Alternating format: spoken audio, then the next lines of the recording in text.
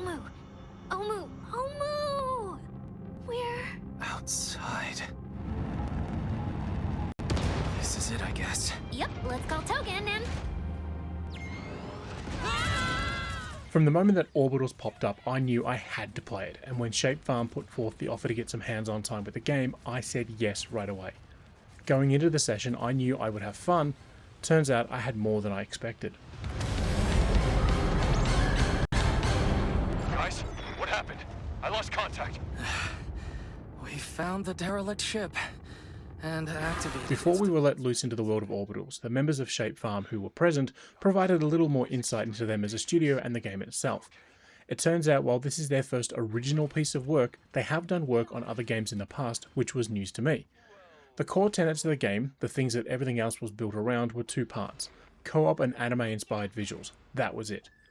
This meant that they could focus on the two parts that mattered, and everything else was driven to that, including trying to get Unreal Engine to render the 80s anime style. That was cool and all, but it was time to jump into the game and play. But before we could start, there were some decisions that we needed to work out, namely what language we were going to play the game in.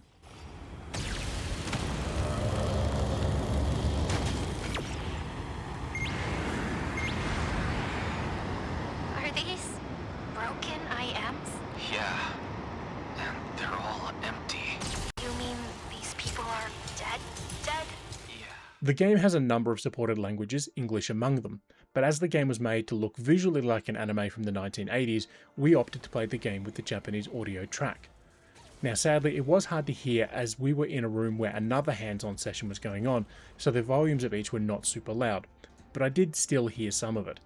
But hearing a game is not as much fun as playing it, and that was what I wanted to do. So with the language set, and then the character selected, we jumped into the action. I was partnered up with one of the writers from Vooks, with them playing as Maki, and myself taking control of Omura. It was now time to play. After watching the opening cutscene, the gameplay kicked off with our characters being told to report to a station in order to prep a ship for launch. Upon arriving there, it sort of exploded, but thankfully not in a complete way, just in a things are not going to work until fixed way. So that was our first goal. We had to get into the ship and then begin the repairs, and from that moment we were working together. One of the puzzles was connected to getting a part of the ship back into place, and it required us to use two of the three available tools in our hands. The tool that I was carrying was the water gun, which, as you might guess from the name, shoots water. Turns out though it has two ways of doing that. The first is by chucking water out like from a bucket, the other is a more traditional super soaker way. Learning which one was needed for the task was easy, but with the first part done it was time to move on to the next item on the checklist, and this is where things started to get tricky. Rocking platform. Yeah, it rocks. For that first puzzle, we solved it without needing to speak to each other, which, yes, I know does go against the vibe of a co-op focused game, but we knew what we were doing. The second puzzle voided that thinking almost right away, as we had to actually communicate. I had swapped out my water pistol for a laser gun, and using that, I was able to direct a small robot into a hole, sort of like minigolf. The catch was the other player had to flick some levers around in order to allow for safe passage for my bot. Eventually we got the ship repaired and headed out into space proper, which meant we were able to head into the giant tear in space. Hey, hello. I'm here to guide you guys. Where do you want to go? It was in this place that things started to get more challenging, with new locations that had new dangers to deal with, but also using the existing tools in new ways. For example, in one room there was a chibi-style robot who was willing to guide us to a destination. Simple, really. Except they were damaged to the point that if they were not constantly fed with electricity, they would explode. On my side, I had the bot with me and was using my grappling hook to pull levers and open the way for Maki to get through on the very safe passageway on the other side of the glass. The catch was that they had to keep charging my chibi bot with their laser gun. There were times when I was seeing my guy slowly flash red and almost ready to explode, only for the other player to target the bot at the last second.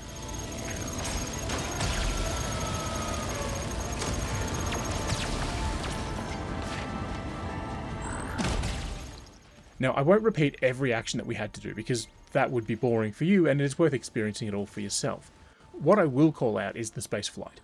Now, it could just be due to the early part of the game, but spaceflight is not free flying. We did alternate who was flying the ship, and when I was in charge, I realized that flying was limited to a plane, You could move left and right, along with forward and back, but there were no up or down. Now, as I said, this could be due to the early nature of the game, and maybe in time it becomes more open, but a part of me thinks not. If that is the case, then it would be a bit of a letdown.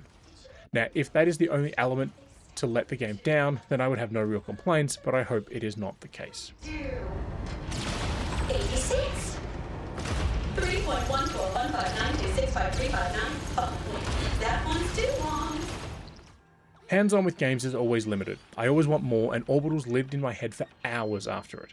The game's visual aesthetic is just incredible, and I can't wait to see what crazy things happen as the game progresses. Of course, the enjoyment you get from the game will depend on who you play with, and while there were no tricky moments in the limited time I had with the game, I'm sure later on will prove a real need for a co-op partner you can trust. For anyone who has enjoyed other co-op focused adventures, Orbitals is a game that should scratch that itch. Data transfer complete. Back to the eternal darkness I go. Whee!